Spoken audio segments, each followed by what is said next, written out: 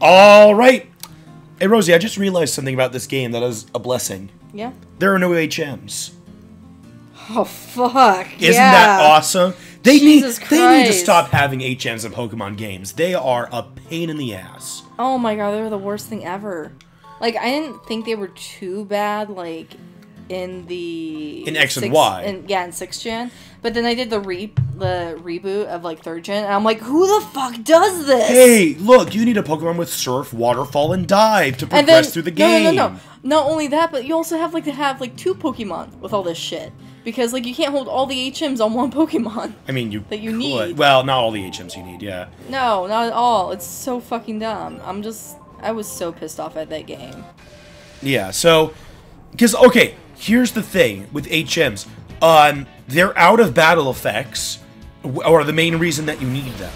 So, why not just have something else that covers that thing? For instance, we already have the Eon Flute that allows you to fly, so why don't we just have more items? Like, instead of cut, how about just a machete that lets you cut? Or how about instead of surf, you just have a surfboard that allows you to ride on water? Or I was really hoping, you know how you get that diving suit in Omega Ruby and Alpha Sapphire, how about you just use that to dive, rather than using the HM for dive? I think I told you my really bad machete joke at work, didn't I? No. Oh my gosh. So, I have a really dark sense of humor, as you guys have already noticed. But my coworkers don't really know that all that much, because I censor the fuck out of myself at work. Even though I know there wasn't even a reason for that fuck. I censor the fuck out of myself. But it's so true how much I censor myself at work. It's true. Like, you're very professional at work, as am I. Yeah, even though, like, I necessarily don't have to be, because everyone throws F-bombs everywhere. And I have to be, because I teach little kids. Well, yeah, you're around little kids all the time. So, my dark sense of humor doesn't really come out that much, except for maybe the occasional Titanic joke, but... which is another story I need to tell you guys about. So, one time, I was, like, hanging out with the people in Classifieds, and the newer person that's been there for a while noticed the fact that, you know, I write on my arm all the time. And I was like, yeah, you know, I write on my arm a lot because I lose paper easily. And Rosie's left arm is basically a notepad. She'll just write things on her forearm. That's just all of her notes. She's always done that. Yeah, I've always done that ever since I was a child. My parents just gave up punishing me for it. Like, seriously. Anyways, so, yeah, I said, you know, I don't expect to lose my arm as often, you know, something like that. And they're like, oh yeah, haha. And I'm like, yeah, I mean, like, you know, I don't expect someone to come in with a machete. And they're like, oh my gosh, now that would get on the news. And I'm like, literally, as if, you know, my arm would literally be on the newspaper, because I work at a newspaper. But anyways, so that was one time, like, my dark sense of humor came out, and I'm just like, I was laughing awkwardly, and everyone was like, oh my gosh. I'm like, I'm gonna go back to my desk now. And then, like, this was like the second time my dark sense of humor came out. The first time it ever came out was like within the first week of me working there, and we have this really shitty cloud program we use for our stuff, and it's like the concept of it is really cool, it's really innovative, but it's glitchy for shit. Like, it is the most glitchiest thing I've ever experienced in my entire life. And I had a netbook for, like, the first few years of my high school, which was a very glitchy piece of shit. It was a wonderful, like, I loved it, I really did, but after a while it got really bad. But yeah, so this program glitches and crashes all the fucking time, like, on a regular basis. And everyone around at my work constantly are joking about, like, when they first came out with this program, because, like, the people who made it, the programmers, were like, oh, it'll never crash. Is that right? Yeah, no, they literally said that. They were like, oh, no, this will never crash. Oh, it will never crash. Never. Oh, crash, That's why I don't like absolutes. You can't say something will always or never happen. You don't know that. Yeah, and so while they were talking about that, I, like, little quiet me in my little corner piped up saying, you know what else people said would never crash? The Titanic. Yeah, I was like, the Titanic, and everyone started cracking up laughing. I'm like, I'm done for the day now. I've done my job. I've done my job.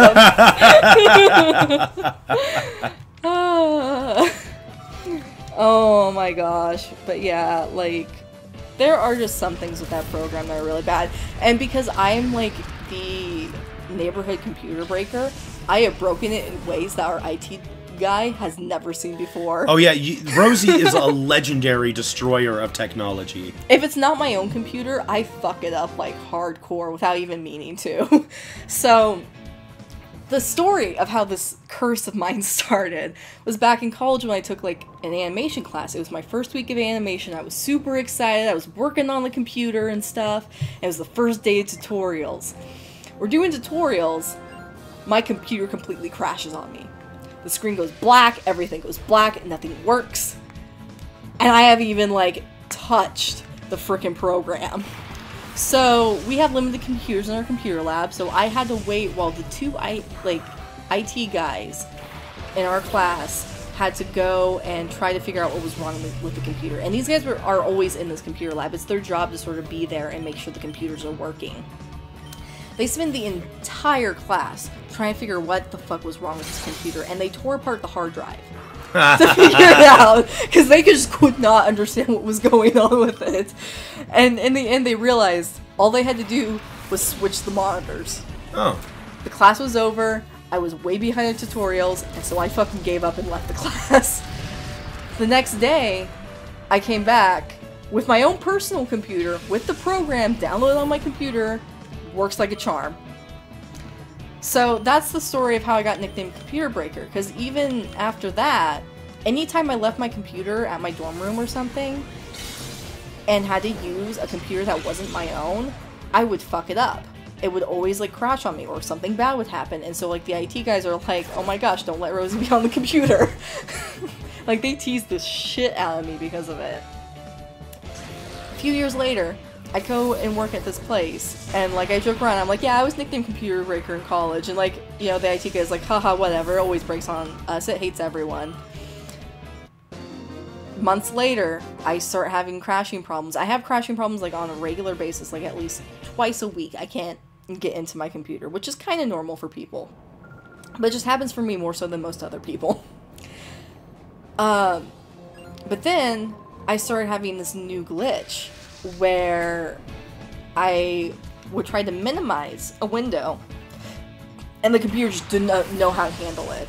So it would constantly minimize everything on the program. Just minimize everything, and then immediately pop them all back out one by one. Right. I remember you were telling me about And it would take all of them back and minimize them, and then pop them out one by one. Not only that, but it would make new windows to do that with. And so it would make more and more windows and do that, and just keep cycling over and over and over. This is what you want, right? You want this window? And it would just do that. And so I would just sit there and be like, okay, this isn't stopping.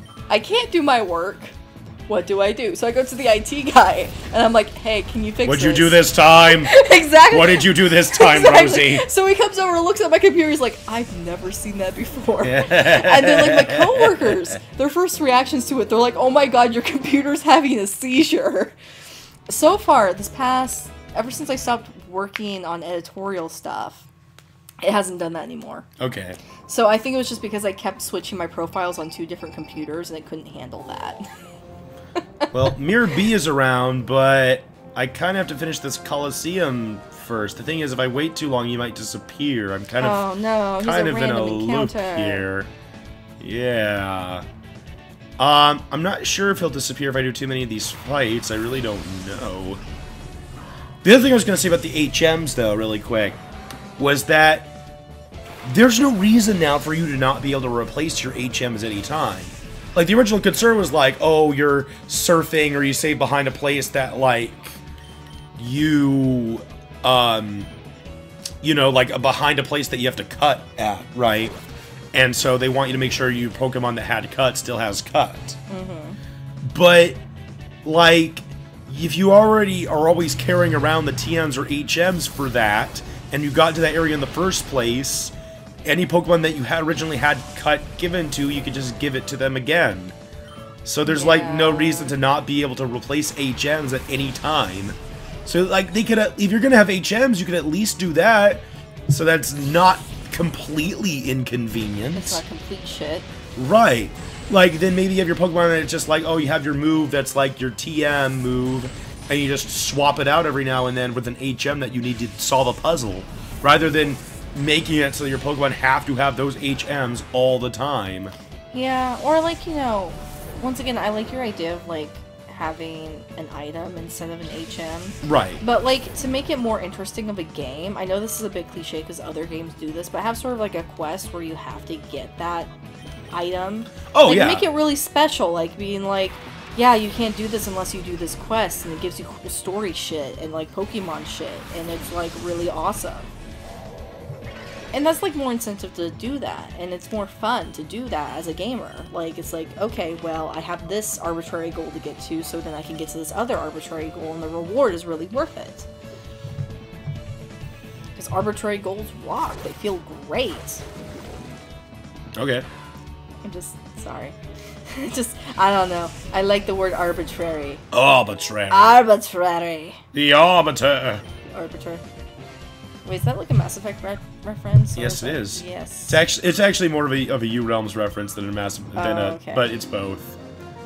God, I want to play Mass Effect again. I don't know why I said Mass Effect. It's not a it's a Halo reference. Halo, yeah. Did you say Mass Effect too? I did say Mass Effect. It's a Halo reference. Mass Effect's better. Personally, I would agree. But Mass Effect's like one of my favorite video game series of all time. Well, I mean, it's just more interesting of a game. I mean, maybe the gameplay's not as, like... I don't know. I even think, like, the gameplay of Mass Effect is better. Not that it's, like... I mean, they both have very basic gameplays. Halo's kind of your Yeah. standard first-person shooter, and Mass Effect's kind of your basic cover-based third-person shooter. Honestly, the highlights of the two games are Halo's big online player base, and all the online player stuff, and Mass Effect's world and story. Yeah. Those are those games' selling points. That's definitely not the gameplay. Not that the gameplay is bad for either of them. No. They're very polished especially when you get into later installments of the game. But Yeah. that's just not what I think is the most interesting aspects of either of those games. The most interesting aspect is the multiplayer for Halo, and the story and world for Mass Effect. Yeah. And yes, I do care about those things more, but it's because I'm definitely more of a single-player person than a multiplayer person. I'm much more of, like, if I'm going to do multiplayer, I'd rather do it locally with my friends. With people you like instead of people who piss you off all the time. That's just my opinion. I find, like, online play to be really annoying as fuck, especially if there's comments or people who can talk while they're playing, because people tend to be assholes, honestly, like, when they're online. Not everyone, there's a lot of really cool people online, it's just there's a lot of people who are assholes and I can't stand them. Okay.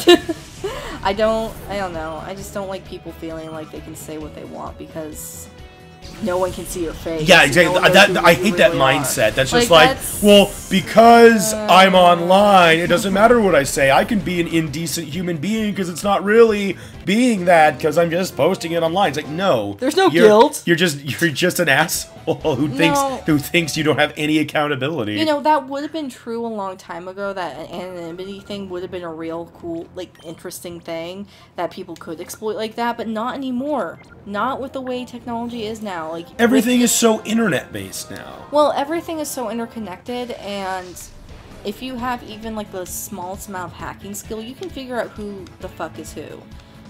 You know, so... It's sure that's really not that hard. It's not that hard, and so there are consequences for that, and people will find a way to figure out who's who. Anonymity is a joke on the internet nowadays, unless you're, like, going to deep internet, or you're, like... Which sucks, because I try to keep as much anonymity as possible. Yeah, well, Which, honestly, I haven't done a great job, because there are videos still of me with my face and my full name. Well, here's if the you thing. dig around for them. Here's the thing. You have to have some level of discretion. You have to be smart about it and keep certain things separate.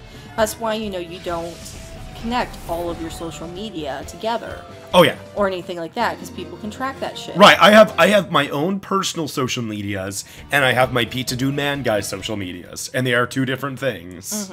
And see, like, even though I have my Facebook connected to a few things, I use their privacy stuff like no tomorrow. Like, I know the ins and outs of that stuff because, you know what, there are some people on my friends list that I don't want seeing everything I do. At face value, I wouldn't care about my personal and YouTube stuff being connected, except for my occupation.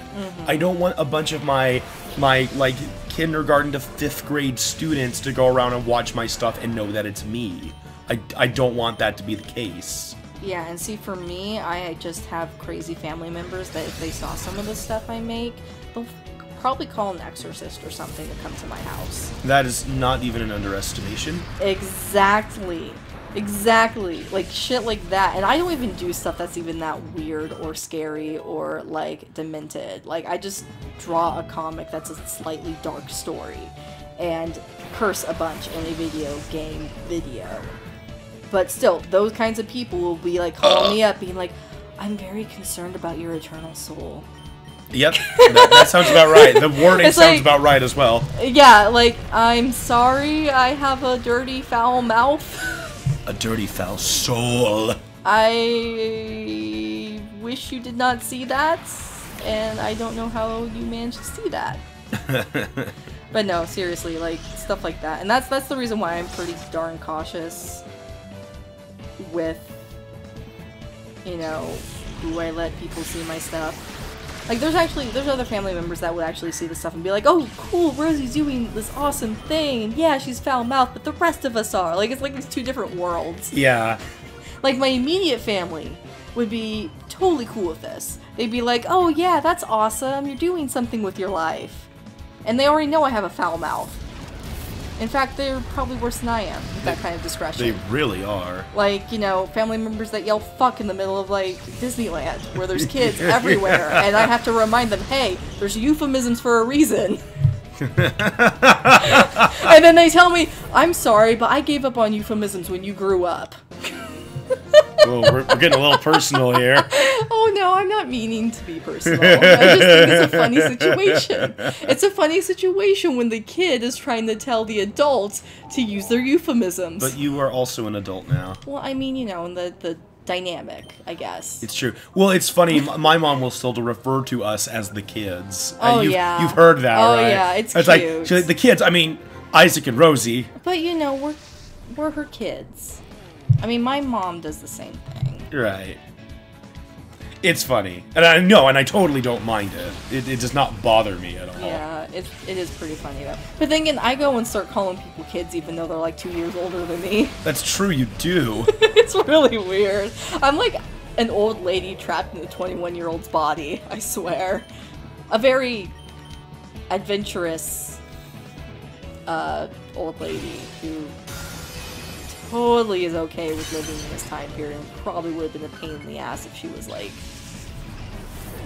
living in any like older time. I probably would have been a pain in the ass if I was like living between like the 50s and the like 1800s or any time later. And once again, we're getting to the point where I should cut off the episode. Yeah, I better cut off the episode after this fight. I was like, oh, there's only one more person after this. I better cut off the episode after this fight. Alright. I think I screwed up on this guy's eye. Uh-oh. Yeah, Rosie usually is drawing while we do recordings. I mean, unless she's playing, like Ocarina of Time. Yeah, I can't like play Ocarina of Time and draw at the same time. I need 2 more arms for that. I would not mind having 4 arms. I wouldn't mind if you had 4 more arms. I think it'd be really cool if you had 4 arms for many reasons. Wow. But I'm just being a perv. I don't know if I'd be cool with 4 arms. I feel like that'd be too much for my brain to keep track of. We'll see you guys next time. Bye. Bye-bye.